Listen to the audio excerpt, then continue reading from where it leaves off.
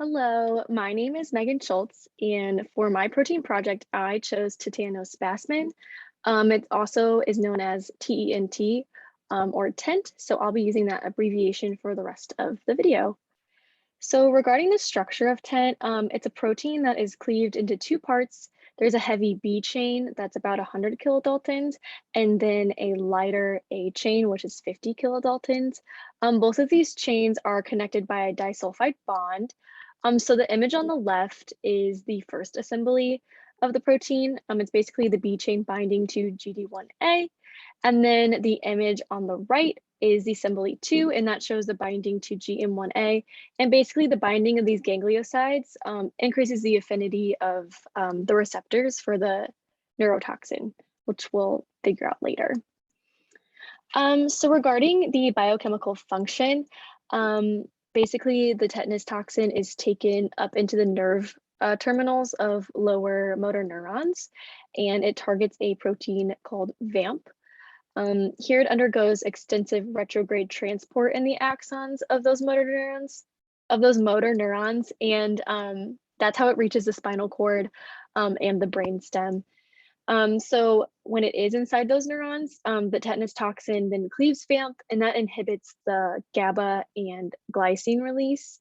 So that means there's going to be spasming of the muscles and loss of nerve supply. So the most common associated disorder is tetanus disease, if the name didn't give it away already. It's basically the infection caused by the bacteria. Spores can enter the body through the environment, like dirt or dust, through like open wounds. But the most common side effect is lockjaw, which is like the rigidity of the muscles in the jaw, like preventing movement. And also tetanus can be generalized or in the form of neonatal, and that affects muscles of the entire body. And this is called opisthototonus. And that's basically the backward arching of the body in a stiff position.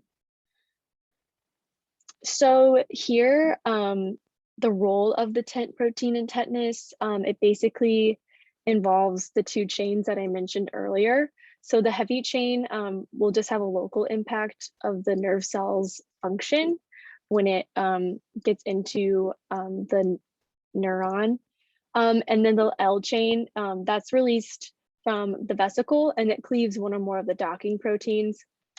So the protein synaptobravin binds to one of the docking proteins, and this causes a snare complex to be formed, and that will dock to the synaptic vesicle for exocytosis, and then the TENT will then cleave the synaptobravin.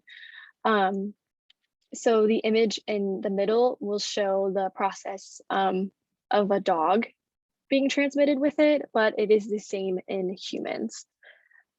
So that is all I have for titanospasmin, and I hope you enjoyed.